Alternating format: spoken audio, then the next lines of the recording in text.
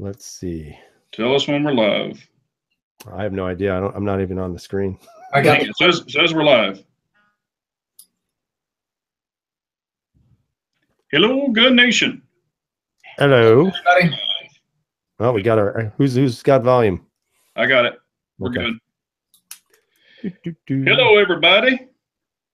Hi, everybody. We got Mr. Craig. We got Mr. Craig. We got the Crazy Scotsman. Jesus is God. Captain Phil. 7 up, 3 down. Let's see here. Logan White. Oh, and we got KS Gun Guy in 1776. Yeah, who cares? We got Gerald and Sean so far. Hello, Gun Nation, Sean. We got Young Guns.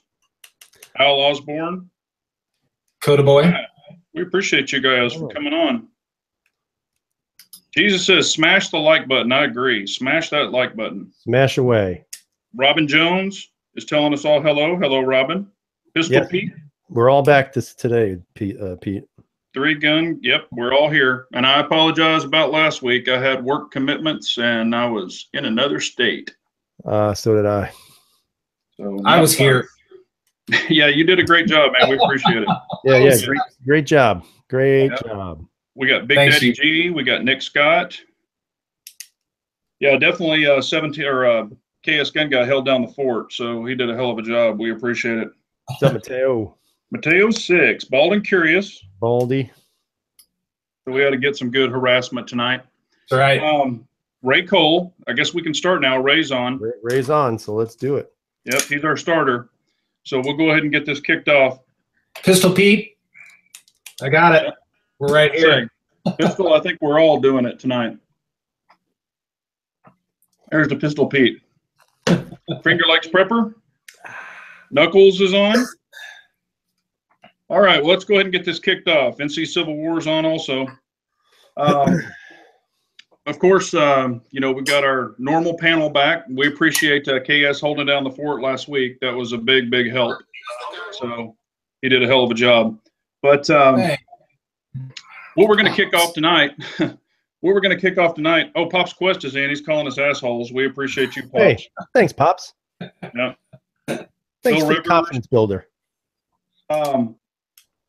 We're all big gun guys. Of course, our subs are big gun guys. Wanted to see if yourselves and the subs have reached out to their senators about this, taking online ammo off, trying to get it offline so they can't, it has to be registered, etc. And then also, this gun thing. Have y'all reached out to the White House, your senators, things like that? We'll go ahead and kick it around the table and get some answers. Go ahead, KS. What do you got?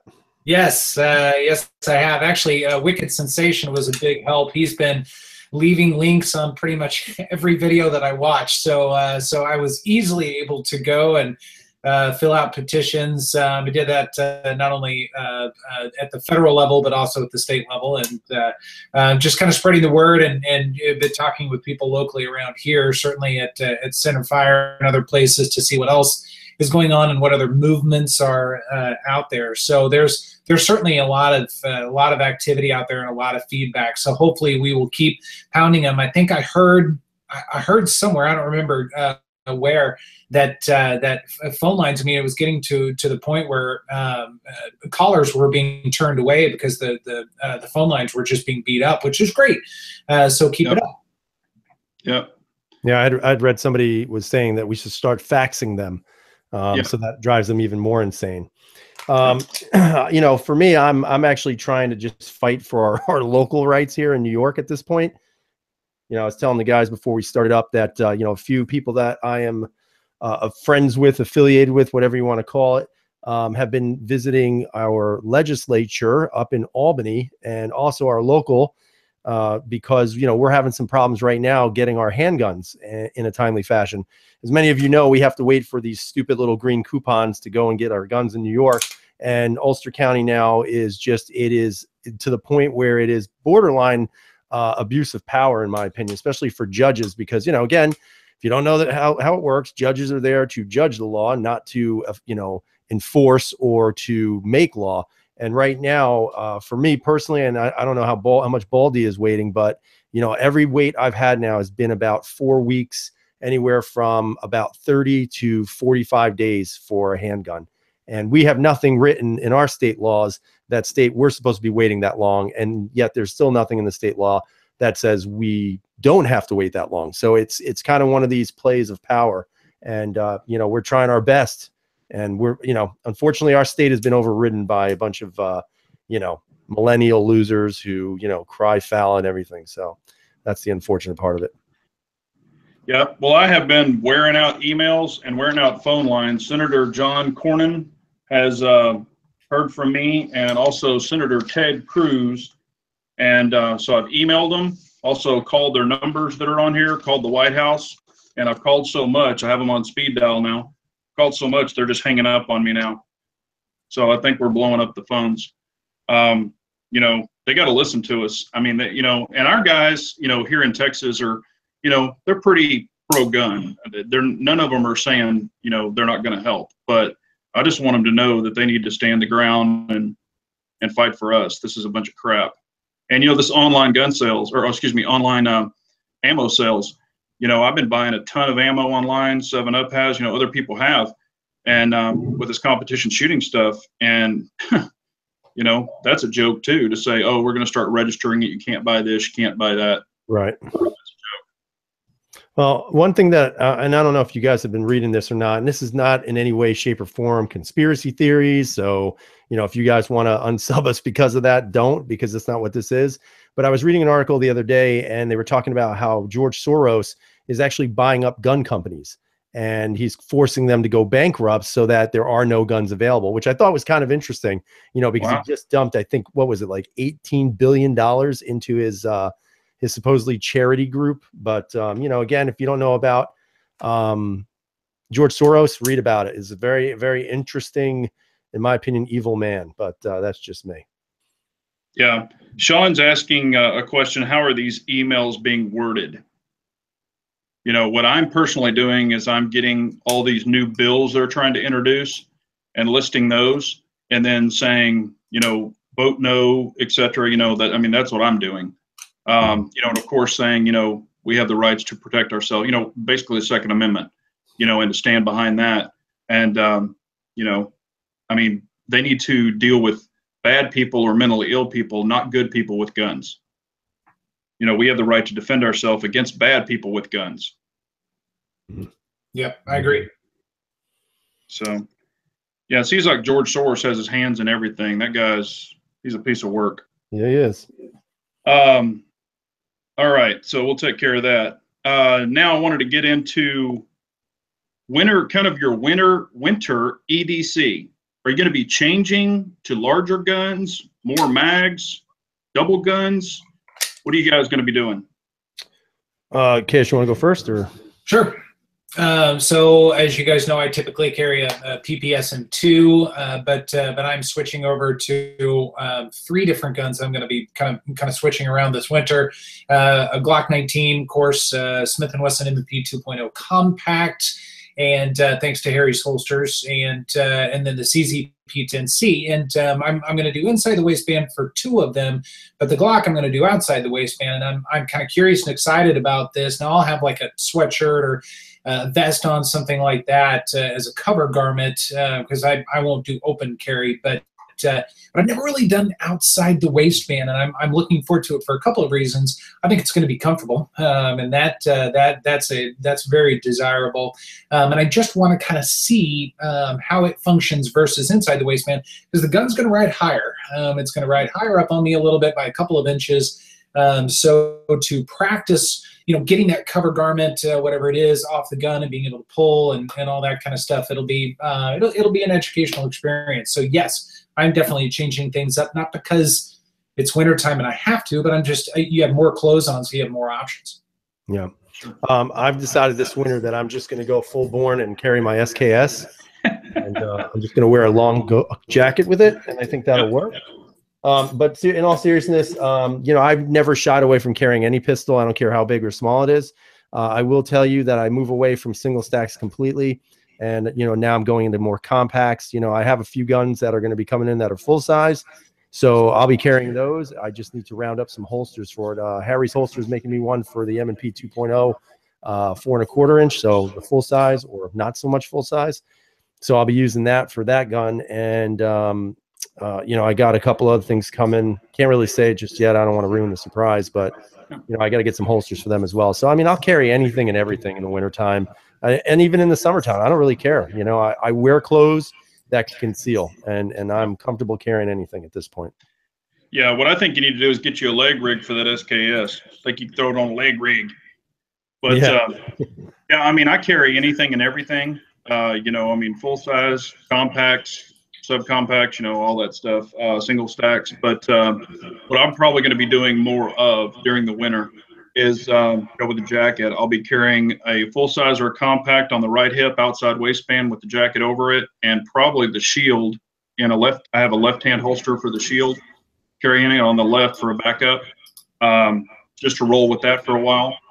And yeah, and we can do a gun check real quick. I've got the P07 in a Harry's holster review coming on this. I'm carrying it for about 3 or 4 days now, 3 days. So that is the P07. And that's what I've got. What are you guys carrying? I've been carrying lately my, uh-oh, did we freeze? No? No, I thought it froze for a minute. I've been carrying my P01 lately. Cool. This gun is awesome, guys. Oh, yeah. What about you, KS? Laptop. No, well, I mean, in the evenings and stuff, what have you been carrying? Well, PPSN2 right now, still hot. Okay. Liquor bottle. Late, yes, and at the same time, of course, one in each hand. There you go. I just want to say, I'm gonna throw this out there. I'm watching Jesus is God is right now on the Gun Collective's channel commenting. So I just want to say, stop cheating on us, Jesus, and stay with us. Okay? Jesus is good, yeah, because I hadn't seen him on here in a while. He's cheating on us. Actually, he is flipping back and forth, because he also said, and it was very nice of him, he said we should have been invited to the live stream roundtable of the gun channels. Right, they would not want. Go over to that channel, Jesus, and tell them. You guys all know that we are way too tactical and way too. We're all operators. Obviously we're better than them. So. Yeah, it's. I was gonna say we're probably not. We're not in their caliber, that's for sure. That is true.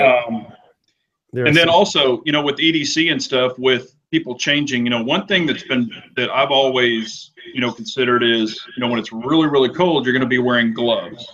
Okay. A lot of the times, maybe if you're outdoors. Now, if you're going to and from your car, you might stick your hands in your pocket. But have you been practicing or ever practiced with gloves on shooting a gun? Certainly have, but I don't wear like thick gloves. Right. So I wear a very thin, almost like a shooter glove when I go out. Yep. What about you, KS? Do I wear gloves? If I do. Have you practiced shooting a gun with gloves on, whatever kind you wear? Well, yeah, I have like mechanics type gloves, but that's not what I wear in the winter. I wear pretty thin fleece gloves, so they're barely thicker than my fingers. They don't make much of a difference. I mean, I can get it even in a Glock. On a Glock, I can use them, and Glocks have pretty small trigger housings, I guess. Yeah, I've got two kind that I wear. One is like a police officer's glove, where it's really, really, you know, thin leather, and then the other one is like it's actually for scuba diving, and it's a really thin neoprene. But they keep your hands warm, but you can definitely get your finger in there, no problem. But, you know, I've seen people wearing those big old huge thick gloves that look like sausages, and I'm just like, how the hell would you put it in a trigger if you had to? Yeah, exactly. So Jesus just gave us a shout out on their channel, so I have to say that's awesome. Yeah, and I mean, you know, Fu has made a statement. He said he hates shooting with gloves on, you know, and you know, of any kind, and you know, I do too, but every once in a while it gets really, really cold here, you know, with ice, and that's the only time I really wear gloves. I keep an extra pair in the truck just in case, but you know, Pops only wears a glove on his left hand, and it's probably bedazzled. That's right. So he's got his Michael Jackson glove on, doing the moonwalk. There you go. So, I know that a few clicks before this, let me see who it was. I can't remember. Who was it? I forget who mentioned about the new Walther PPQ Q4. It was Craig or Ray, I think, one of the two of them. Yeah. What are your thoughts on that, guys? Go ahead. Okay. You know, I'm disappointed for the simple fact that I think Walther had the opportunity, based upon some of the other competition out there, whether it's the CZ, Glock, M&P, some of those, HK, whatever. I think Walther had the opportunity to redesign this, which I know takes a lot more money, takes more R&D, all that kind of stuff. But to lower that bore axis, really kind of redesign things, because Walther, they hit a home run with the PPQ, and they had a lot of stride and a lot of momentum. And I think if they'd been smart, they would have kind of gotten off that train a little bit, because all they did was they trimmed up the grip and the slide just a little bit.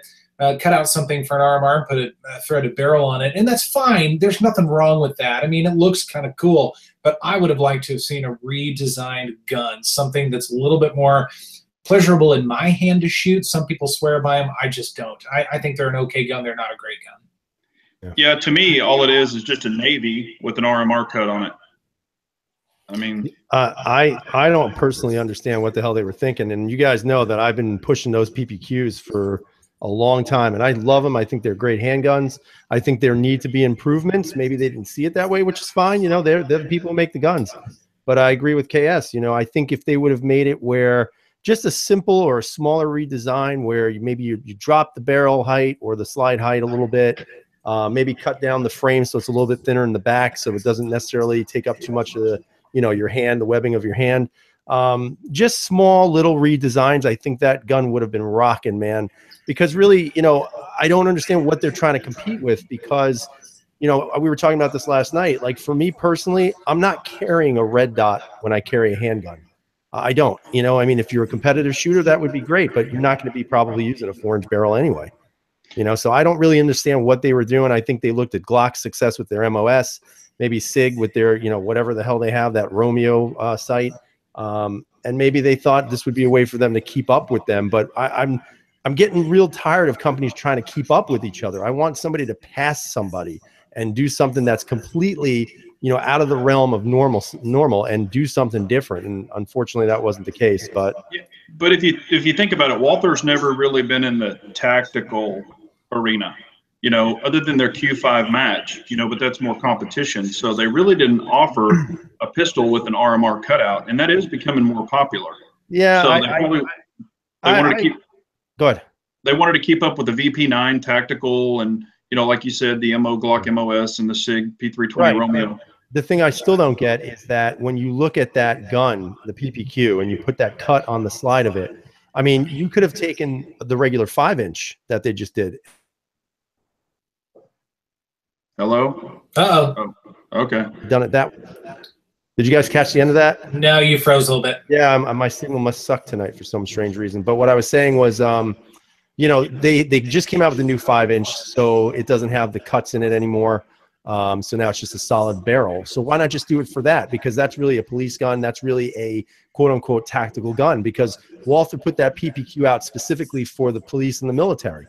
You know, and if that's what they wanted to do, they should have done it with a 5-inch barrel. Why do it with your 4-inch? Why not just kind of go to a Gen 3 or Gen 2 PPQ, or Gen 3 really if you do M1 and 2. But they're keeping up with the 19 MOS, and they're keeping up with the 320. I mean, but that's those what two. I'm saying. Stop keeping up, man, and just pass them, blow them out of the water.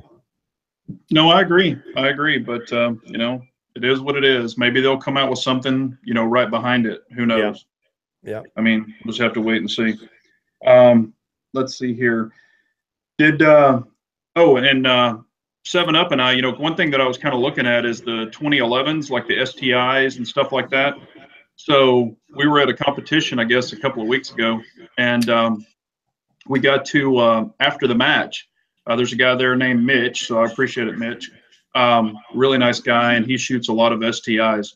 And, you know, I had really never shot an STI. I was looking at them, but never shot one. So anyway, he shot my Shadow 2, I shot his STI, and it's you know, I've shot tons of 1911s and they don't bother me. But I tell you what, the 2011 is wider, of course, because it's a double stack. But man, right there, kind of in the meat right there, it's where the safety is. And man, it was just wearing the hell out of my hand, and wasn't having any flip with it or anything. It was shooting fine. But I guess it's where the grip safety is. You know, it's kind of engaging it, and then the dovetail, and that safety was just jamming into my hand. And that wouldn't work for me. And I, even showed him, and he said, yeah, you could just grind that off with the Dremel and then do this and do that. I was like, I'm going to grind a 2011 with a Dremel. Yeah, not with that price. No way. Yeah, exactly. And then, but I've never had that problem with any of my CZs, the Tanfolio. And of course, I know it's a 1911 style and it's wider, but it's definitely different. I wasn't real crazy about it. Have you all ever shot one? That's a no. Nope. Okay. And we're not going to jump off into this too much, but did y'all, now, matter of fact, we won't even talk about it, that NFL thing today that happened? Nope. Yeah. We don't Been even working all day. What about September 4th? Man, I'm totally frozen, guys. You're not frozen. Oh, my screen is frozen. Probably you. What September? What were you saying? The September 4th with the Antifa thing. Y'all concerned about that at all? You mean November, dude? Or November? I'm sorry, I meant November. I'm sorry, November 9th. It's the end, right? Because Antifa is going to fight us all. Oh, sweet. Yeah, I need something to do on a weekend. There's I thought it was November 4th. Yeah, okay. Mateo's saying November 4th. Yeah, it's, I don't think we're going to really have any of that in Texas. I don't know about y'all's area. Do you think, being in New York, that you might have any issues with that 17? Nah. You don't think so? No, I don't think so. It's hard to say. Who the hell knows, Yeah, we don't know. I'm sure in the city they will, but not up by where I live. It's not that type of people. I would suspect you'd see it more down in the city because that's the liberal hotbed.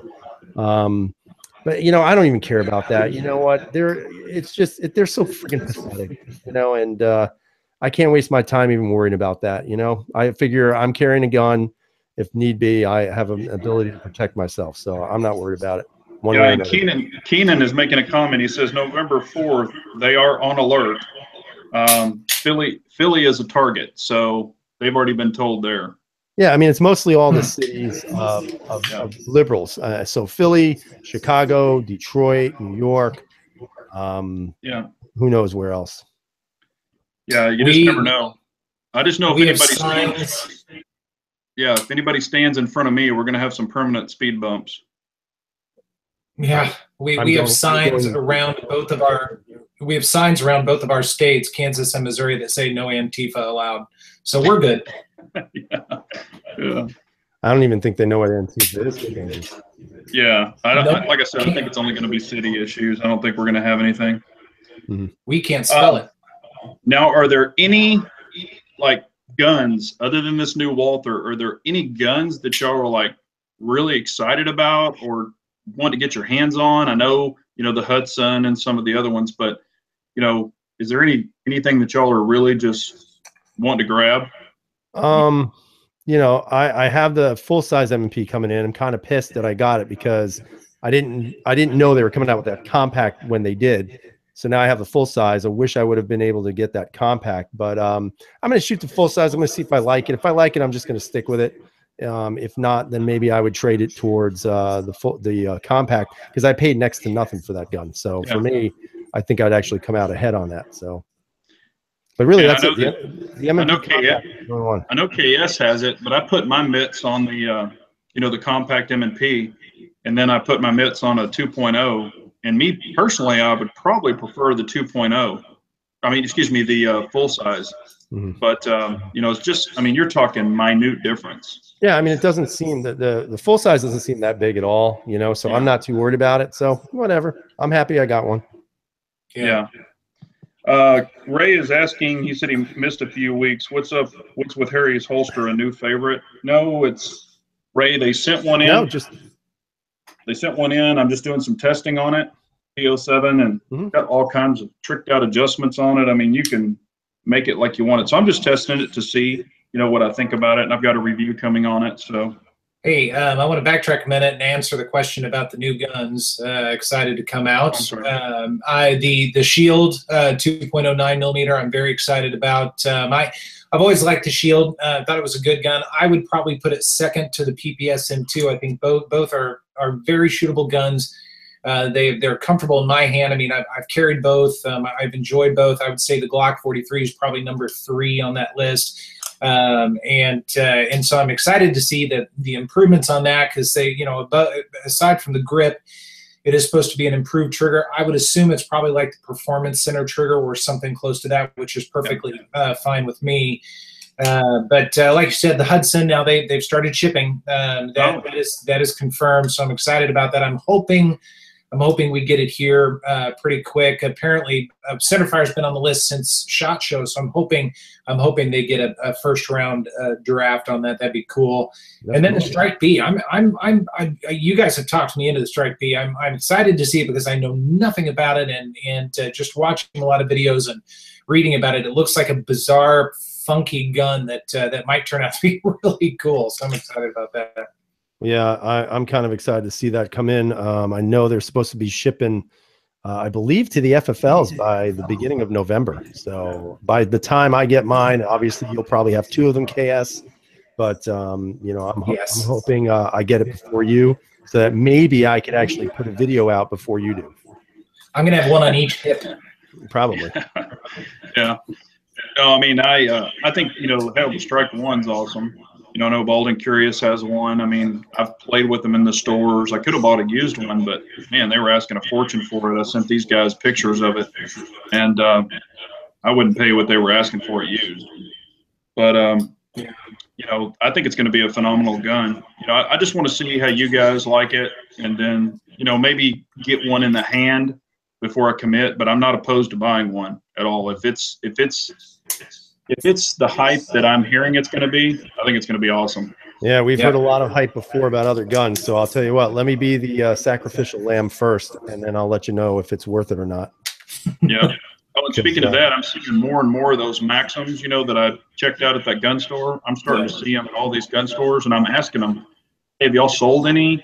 You know, I know people have to wait, but I'm asking, you know, have you sold one officially? And they're like, nope, they're just sitting here. So, you know, that was out of 3 gun stores that had them, I asked, and they haven't had anybody just jumping in line for them. Not saying it's not going to happen, but not yet. Not for that price, and not for the way it looks. Not for that quality of build.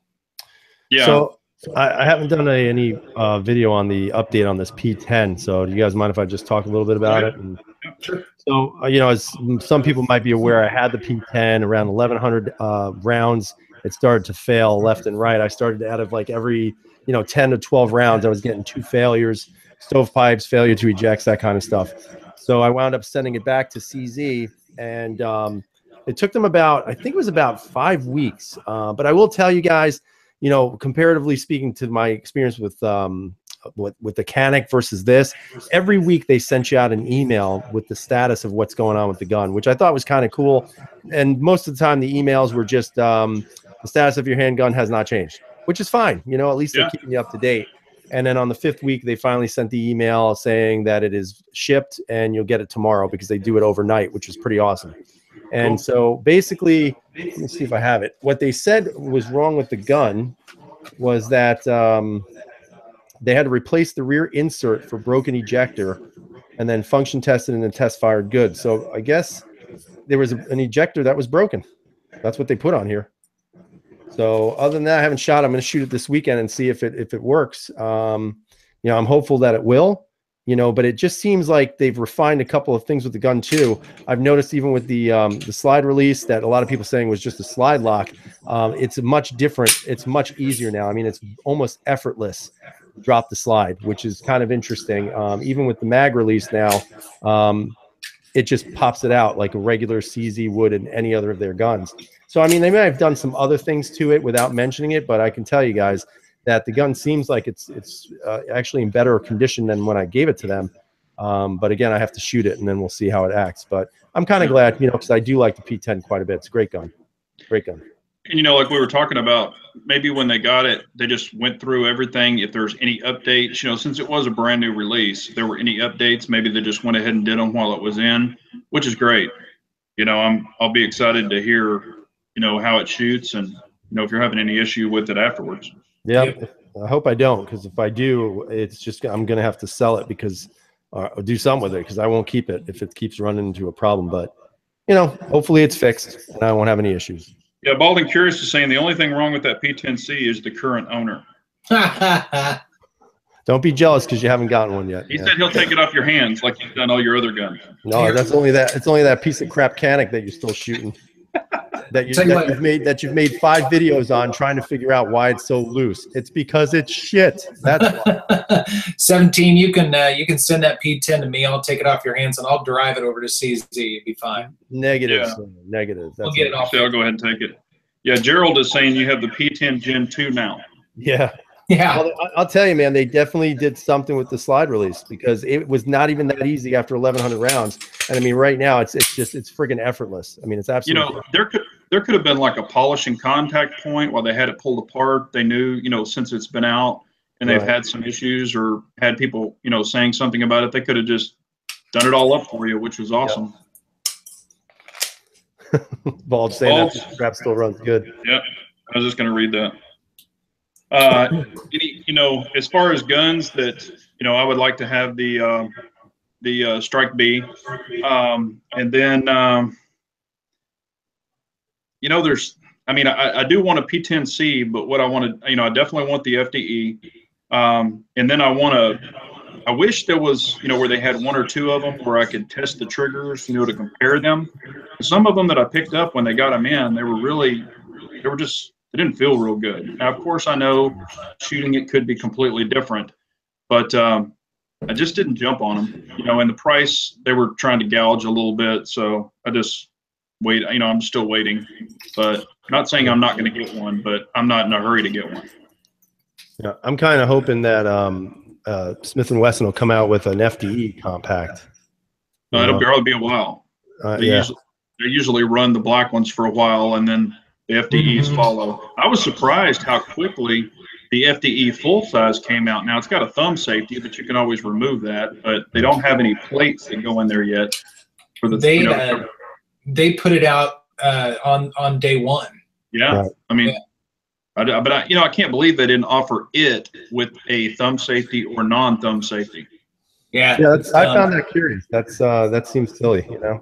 Because I don't want to. I mean, and the safety is pretty big, man. It's a pretty big paddle on there. Now you can take it out, which is good. You can pull it out. I pulled mine out. I had one on my 9C and I pulled it out, but they had plates that you could slide in there, cover the hole, and they don't have plates available for the 2.0 yet. Really? Gab is asking. He said he almost bought a Canic Shark the other day for $300. You guys ever shot one? I have not, but you know, I know a lot of guys are always looking for cheaper guns. I can't stress enough, guys, keep looking out there. There are some really good, high quality firearms that you can get for cheap. And, you know, I can't say that enough. You just got to be patient and you got to be lucky a lot of times. Like I said, I've said in the past, my M&P 2.0 cost me $300. You know, I got lucky. It was on Gunbroker. I swallowed it up. I think there was like a minute and a half left of the auction, and I just put it in and popped it out. And I got lucky on that. But if you go on Gunbroker, man, you'd be surprised what kind of guns you can find for $300.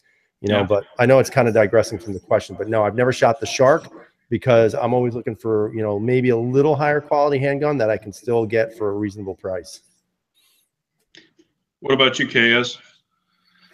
Sorry, I was reading a comment. Say that again, please. You shot any of the Canics, you know, the metal like the Shark, or the T100 or the P100 or 100 or any of those? The only experience with Canic are the TP9 SF Elite and the SFX. That's it. And they were fine guns. The SFX I thought was much nicer than the Elite, but that's it. Yeah, I had the Canic T120. And it was the aluminum version, and it was a nice pistol. The trigger was, you know, pretty stout, and Cajun Gunworks offers, you know, a kit for it where it makes it better. And then I was going to have to buy sights if I wanted to shoot 115. Matter of fact, Mateo reminded me of that because it's set for the 124. You know, and I thought after I put a trigger in it, and, you know, or springs in it and sights on it and all this other stuff, if I ever wanted to sell it, you know, I never could get out what I wanted. So, but I would probably just, you know, save a little more money and maybe go to like a CZ. If I got a Canic, it would be the all steel version, because I have found that the Canik triggers are better than the TriStar triggers, just from pulling them. So yeah. But send it over to Cajun Gunworks. Do what? Send it over to Cajun Gunworks. Yeah. Well, you can just buy the kit and put it in there. It's a pretty simple one for that one. Yep.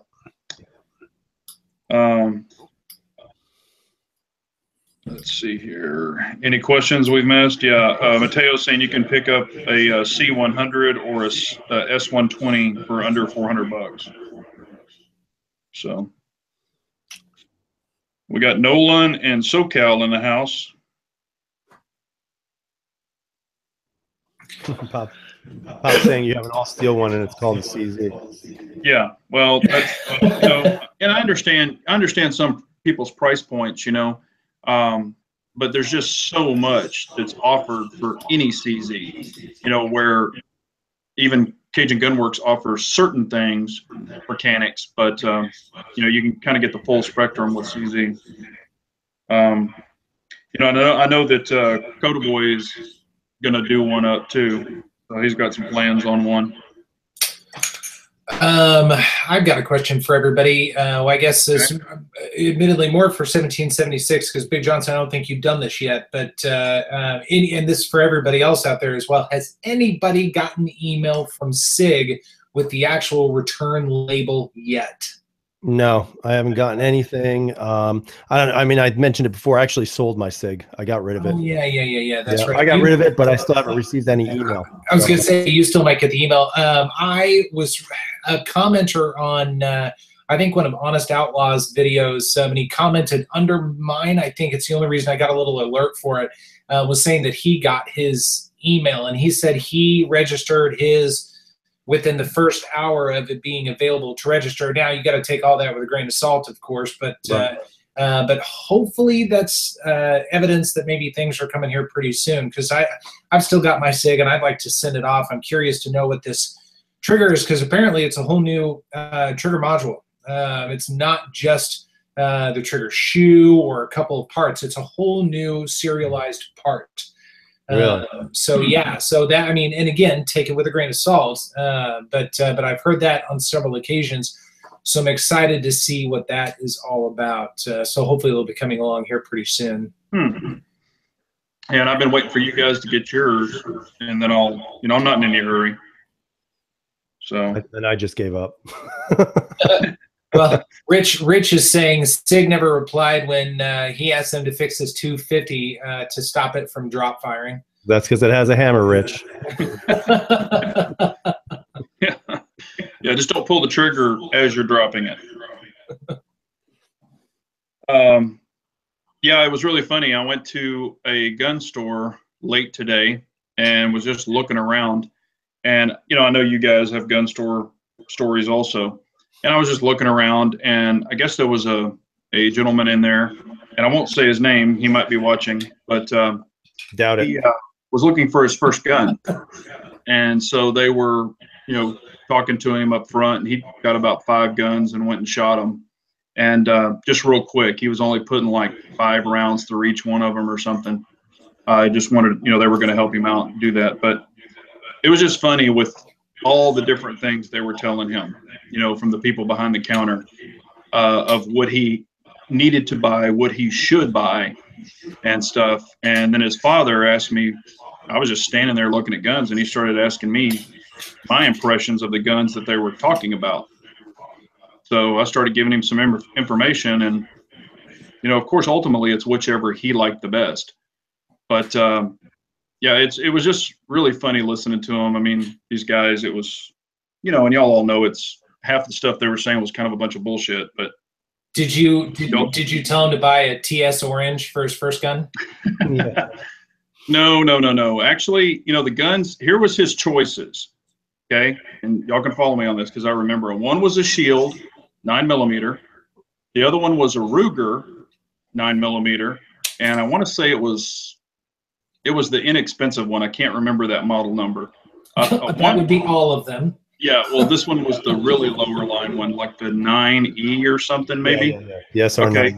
Yeah. 9C, yeah. Yes, and then one was the HK VP or VP9 SK, and then the other one was the, what was the other one? There was another one. Yeah. I can't remember what the other one was, but anyway, started asking me my opinions on it. Which ones do you think I picked, or which one? You probably picked the H and K. Yeah, and what's funny is, you know, the guy was like, well, I really want it to fit my hand, and the guy was like, well, you can change all the back straps on all of them. Yeah, no, you can't. And then the dad was standing there, and he goes, can you? And he looked right at me, and I said, well, not on the Shield. And then I said, also on the HK, you can change, on the and on the HK, you can also change the side straps. And the guy that worked there goes, you can't change the side straps on this one. And I was like, yeah, see those little panels? They pop off. And he was like, oh, yeah, you're right. I forgot. Yeah, I don't know, man. Go ahead, Case. Well, a couple things. SoCal is saying one of you fuckers needs to get a VP9 SK and convince me why I don't need one. Well, you need one. They're fantastic. If you like the VP9, the SK is just a smaller version of awesome. So that answers that question. Big Johnson, what you were saying actually kind of sparked a different question in my mind based upon that, and that very scenario. And I you know, we've all witnessed that scenario, and I've had stories certainly at Centerfire. I mean, I spend more time than I should there, of course, and they would say the same thing. But first time gun, and what is the best first gun for a new shooter? And of course, there's no real right answer to this. I mean, I've thought about this for years and years because I've taught a lot of people. I've taken people, first time shooters, to go and shoot and have fun with, and I've always tried to be very thoughtful about what guns to take to get them into it and not scare them from shooting and that sort of thing. And so I'm curious to know what all of you guys think about a first time gun. I won't say my opinion yet, but I'm curious, of course, for you two, but everybody else out there as well. First time gun, you know, the way that I would ask it is, for one, you need to know a couple of things. Do they only want striker fire? You know, which some might. And then do they want a single stack or a double stack? You know, some people want just a small pistol to carry, you know, and if that's the case, you know, I might steer them towards a Shield or even a Glock 43, depending on what they like. But, you know, I always recommend, you know, and I've even let tons of people shoot my guns, you know, to get an idea of what they might like. But I always recommend them to shoot the gun first because, you know, people go and get a salesperson ram down their throat and tell them basically which gun to buy. They go out and shoot it and they just don't like it. You know, that happens all the time. So, you know, that you know, I don't know if there is a perfect first gun. If somebody was asking me at a store like that, I would tell them to shy away from those single stack subcompacts because you're not going to learn quality shooting with one of those guns, period. No. You know what's going to happen is it's going to sit somewhere. You're never going to use it. You're never going to work it. You're never going to train with it because it's going to be a little too much recoil that you want. You know, maybe your hand doesn't fit over it the way you want. You know, if you're going to go with something, I would go with a compact gun. You know, obviously for a first time shooter, maybe a striker fire just for the simplicity of it. I would recommend something like an M&P, a Glock, a CZ, and stay away from the PPQ as a first time shooter. It's not for you at this point. Yeah. But I don't see the point in buying a subcompact at that point because, you know, you're not going to be able to learn. And this is my opinion. It's an uneducated one. Well, I should say it's a non-expert tactical one. I don't think you're just going to learn good shooting on a small gun like that. I think you need to start with at least something more compact. Real quick, KS, it is funny that you say that because I did tell the dad and him, I said, it depends on what you want to use it for. And he said, well, I'm going to use it for range and carrying. And I did say I wouldn't go with a single stack because it's not going to be as fun at the range to use it as a plinker. You know, I said, you want to get something you can really get your paws around and you can be comfortable in learning how to shoot it. I did say that. But, you know, yeah. What do you think, KS? Well, so a couple things. I've been kind of watching some of the comments, and several people have mentioned 22s, and in theory, I'm 100% on board with that. I think 22 is a great way to introduce a shooter, especially someone who, you know, if you're taking a big burly dude with you, he's probably not going to want to take it. He's probably not going to want to shoot a 22. Let's be really honest. He's going to want to be a man and shoot big gun and all that kind of stuff. So 22 is probably off the table for some shooters, but for new shooters who are open-minded, who just want to know what it feels like to shoot a gun of any sort, of 22 is a great option, and certainly kids or whatever. But in terms of a first gun, and I tend to take carry off the table too, because I'm not necessarily a fan of a first-time shooter going and buying a carry gun. And what I mean by that, kind of Big Johnson, you said the same thing, something like a single stack or even a subcompact to a degree. I'm not a big believer of that being a first-time gun. I would rather somebody build up some skill sets and really learn how a gun operates and how it feels in the hand, and be able to have a quality experience at the range and be able to train. Hey, you don't see very many people training with a Shield 9mm. You just don't. I mean, it can happen, but it's not very often. And so I try to think in terms of practicality, and getting a good quality compact gun that's user friendly, that's relatively inexpensive, but it's going to be quality enough to be enjoyable, potentially something that they could keep forever. And that sort of thing, and so for a first-time gun, in my opinion, some of the best choices would be, and I think Coda stole my thunder a little bit in saying this, because he said an M&P or a Glock, and I think those two, plus there are a couple of other ones, are fantastic first-time guns, because you get a great idea of the fundamentals. You can enjoy going to the range. You can take your gun with your buddies and shoot. You can train for things like carry. You can still get holsters. You could still potentially carry them, which is good, so they could serve multiple roles, home defense as well. But then when you learn those skill sets, and you learn the fundamentals of shooting, and you get comfortable with grip and stance and sight acquisition and all of those types of things, and just the sensation of a gun going off in your hand, because let's face it, you know, I don't know how many rounds you guys have downrange. I've got 1 or 2 downrange myself. There are still times where I'm like, oh God, what happened? What just happened? A gun went off in my hand. And it just, you know, that impulse. And so thinking back as a first-time shooter, what that was like, you know, having that full-size experience first, and then working your way down when you've got some fundamentals, because it takes a different skill set to shoot a Glock 43 than it does, you know, a CZ P09 or something like that. I mean, it's a totally different skill set, and it's a different feel and all that kind of stuff. Yeah. And so that's where I kind of think about that. And I mean, if you really want to get, you know, someone used to shooting, you know, and like what I've even done for new shooters is I put an all steel gun in their hand, you know, like a 9mm, back when I had the 40, you know, I'd let them shoot it. And of course the steel absorbs a lot of the recoil, so they're not, oh my gosh, you know, where it's feeling super snappy. And then once they got used to that, then I would move them into something else. That's kind of how I trained my kid, you know, started them on a heavy gun, or, you know, shot a 22 for a long time. But then when I moved them to a larger gun, you know, started with an all steel gun, and then got them into the polymers, and didn't even worry about recoil then. I mean, it wasn't a big deal. So yeah, now I would disagree with both of you, sort of. Okay. Only because for me, I would look at it from the standpoint of, if you're starting off with a 22, you're already, in my opinion, handicapping yourself. You know, I would start at a caliber that is a common caliber that would be considered the norm of whatever it might be. You know, I know we have some guys who want 10mm and 357 SIGs and all that stuff, but I would say the norm caliber is probably a 9mm.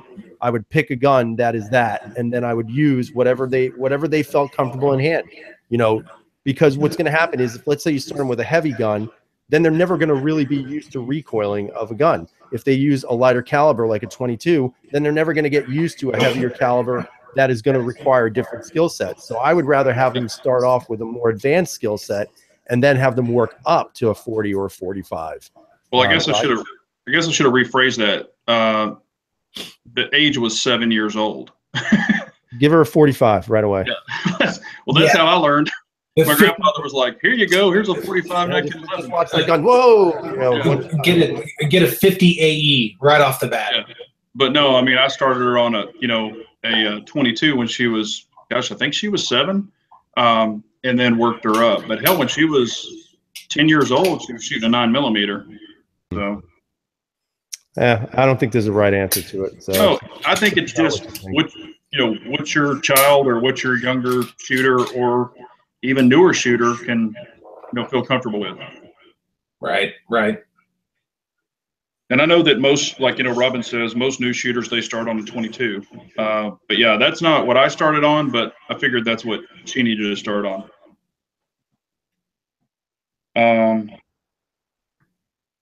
Yeah, and then Humble's saying skills are the same, just tested with different platforms. I mean, I can agree with that. Yeah, Keenan was old school with a 45 at 10 years old. Yeah, Gerald's talking about his kids started at 5 and can now outshoot me. Your kids are the exception to the rule. They're both good shooters and they clearly love it. Which is just awesome to see. That's I think that's a little out of the norm. Well, that's very cool. It's also clear that he taught him good fundamentals. Yeah. No, that's definitely good. Yeah, and I mean, they're talking about here starting with BB guns. I mean, hell, I think a lot of us, maybe guys, shot BB guns when we were younger. I always thought that was fun. I was a little kid. Oh yeah, man! You'd go out and shoot squirrels. You bet. We shot each other. That explains a lot. Yeah, it was squirrels. Yeah, we'd have to climb up in a tree and we'd have BB gun wars. Oh God. No, but after I got the pump, nobody wanted to play. Yeah, right. That was when we had the daisies. So, but yeah, this weekend, I saw Gerald's video. If y'all haven't seen it, check out Gerald's video of his pumpkin carving with the pistol. 7 Up and I are going to be doing that this weekend. Doing some pumpkin carving with pistols. Are you guys going to hold hands while you do it? We might sing Kumbaya too. Yeah. Roast marshmallows by an open fire. Are you guys going to be wearing Halloween costumes? Yeah. Yeah, I'll be Barney. You guys are going to be dressed like Dumb and Dumber? That's right. Yeah. Yeah, that's it. No, we're going to be we'll be having a fun time. Trying to shoot some stuff. So, I just wanted to bring this up really quick. I picked this bad boy up this week. Woo! Love it. That's awesome. It was at the gun store. It was used, and they were asking next to nothing for it. And I mean, I've never seen one in such good shape. I mean, the stock has nothing on it, no nicks. The finish is smooth. So I don't know if this guy refinished everything and then, put some sort of, stain on it. But I mean, this thing is in unbelievable shape. There's no rust anywhere. The bolt's in good shape. So I'm going to tear it down, clean it out real good and do what I need to do. But I got to do something with this, with the scope on it. It's too high. It sits up too high. There's not enough of a cheek weld on this. Yeah. So I got to see what I'm going to do about that. I don't know yet. You just get some low risers. Yeah, I got to do something. It's just too low. Yeah, no, it's a good looking SKS. Hell, I bought those 20 years ago out of a bucket for $200 a piece. And then I was an idiot and sold both of them way back when for like $400. But the stocks were beat up. They weren't anything nice like yours. Yeah, I mean, and Scab's asking if it's a Chinese. It is a Norinco, so it is. Yeah. And it's an SKS. I mean, it's friggin' awesome. It's got a 10-round mag. So technically, I was rereading the SAFE Act today because I was thinking of putting a new stock on it. And there's a couple of options out there. So, I mean, I could always put like a pistol grip if I wanted to. I don't know if I want to do that. But, as long as this is not a detachable mag, it should be good to go. Yeah. So I don't know what I'm going to do yet. I do know I need to polish something inside this trigger because it's just it's almost like a two-stage trigger. It pulls back a little bit, then it locks up, and then it pulls again. It's weird trigger. I've seen people where they convert them all and put the polymer stocks and everything on it. But man, there's just something to say about an original one. They just look nice, especially if all the numbers match like yours does. Yep, all the numbers match, man. Unbelievable. Yeah. And both of mine were Russian. That was the bad thing. I was an idiot. I should have held on to them. Craig said he paid $99 for his SKS. Yeah. Nicely done. 50 years ago, man? Yeah. I was going to say, hell, when I got those for $200, I thought, wow, that's a great deal. Yeah. Because they were already going up in the price. I remember when they were like $150 for, I probably paid a little bit too much for these, but. Yeah. Pops is saying converted to a 30-round mag. Yeah. Something about federal prison scares me. Yeah. Oh, you would get traded for a pack of Jello in a heartbeat. Oh, I know. I'm going to be somebody's cigarette. You kidding me? Yeah. Yeah. We'd see you with curlers in your hair. Yeah, right. Sure. Yeah. If that happened, I'd find the biggest, baddest guy in the jail yard and bite his ear off. Yeah. And then I'd start chewing it and spit it out, and then nobody would mess with me. So that's what I would do. There you go. Rich is saying, don't comply. Rich, I got a family to feed. I'm complying. Yeah. That brings up a point. I mean, what if it really went crazy and say everything, you know, they said, we need all your guns. Okay, I'm just saying, what if scenario. Would you comply? Wait, say that one more time. If it came down and they said, okay, no more firearms, we need all your guns, would you comply to that? No, because they're violating Constitution. Got to change that Constitution. I'm just saying. I'm talking about a worst case scenario. If they just said, hey, we see that you have this many guns, we need all those guns. Nope. I don't have any guns. I sold them all. Yeah. Mine were lost in a treacherous boating accident. Yes. It's a lot of woods where I live. Yeah. That's what I'm saying. I think I would start sheetrocking my house real quick. Dude, that would cause open rebellion. That is not going to happen. It's not, because there are too many people who own guns, period. Yeah. No, I mean, there's no way they could go around and, that's what I said. I think, and they've been trying this for forever, and they haven't gotten anywhere with it. So I'm not too worried about it. Yeah. I don't think the guns are going to go away, but I am concerned about some of it's the nitpicking things. It's the standard capacity magazines, right? That's the huge concern. Some of these devices now, I have multiple thoughts on some of these devices. However, if you give an inch, right, they'll take a mile. So, so I think we need to stand our ground. Well, that the NRA asked the ATF to re-examine bump stocks, and I saw a thing come out that they said bump stocks are not the issue. So I don't know if y'all saw that too. No, I didn't see it. Yeah, they said they're not worried about bump stocks.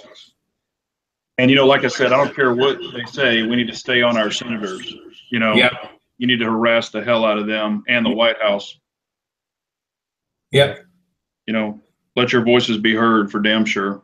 Because we don't need anything like this California shit that's happening.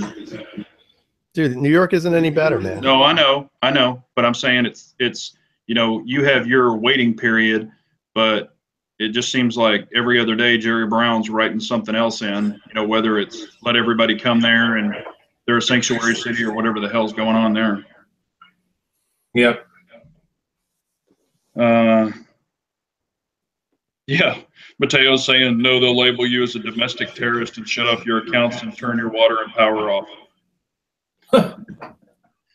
So, all right, guys, you got anything else? KS? Anything else to add? No, not really. I think we've covered everything I want to cover, really. I suppose we could start closing things down. Yep. What do you have coming up, KS? Well, a couple things coming up. First, one order of business. We don't have any thumbs down yet. So, Pops, could you please give us a thumbs down so we feel like it's a normal chat, please? Otherwise, this feels very awkward to us. Got to at least have one thumbs down. So, coming up, I've got an If I Could Only Have One coming up this weekend. I'm kind of running through some older content right now and some product reviews, but I don't want to beat everybody up with a bunch of products, so I got to space those out a little bit. And then we've already talked about the Shield 2.0, the Hudson, maybe. I don't know. We'll see. And the Strike B. Otherwise, that's pretty much it. Then I'm closing out the year. I'm going to take a few weeks off at the end of the year, and I'll do a kind of a year recap sort of thing, and that's pretty much it. Nice. Cool. What about you, 17? It's funny he says all that stuff. Last week I was just about to quit YouTube. Interestingly enough, I got to the point where I had it, man. I just wasn't into it anymore. So that's why you haven't seen anything from me. And honestly, guys, I don't really know what I'm going to do in regards to filming anything. I might do something on the P10 this weekend because I am planning on shooting it. So that'd be kind of fun. But I'm just taking a step or two back. I think that's the best way of saying it. And then once I get something, here and there. But for now, that's where I'm at. Yeah, I hear you. That's good. I've got, if y'all haven't checked out Civilian Armory, you know, with the Glocks and the HK and the P30, and you know, he makes mag extensions and also for ARs. And he actually set this up. There is going to be a discount code. It's capital BJGG10. So anything you order off his website is 10% off for civilianarmory.com. That's a pretty good deal. Also, in the links that we put down below, you can check out Abaddon Apparel, all of our shirts, Humble Marksman, other people's shirts are on there too, if y'all want any of that stuff. And we appreciate y'all as always, you know, joining us. It's a great thing. We enjoy it a lot, and appreciate y'all so much. So yeah. Thank you, everyone. Always a blast, always a pleasure. And thank you for the 6 thumbs down. I didn't know I had that kind of influence. So we'll blame Big Johnson. It's your parents, damn it. I know, right? Appreciate y'all. It's all 6 of his parents. Thanks, guys. He's been passed.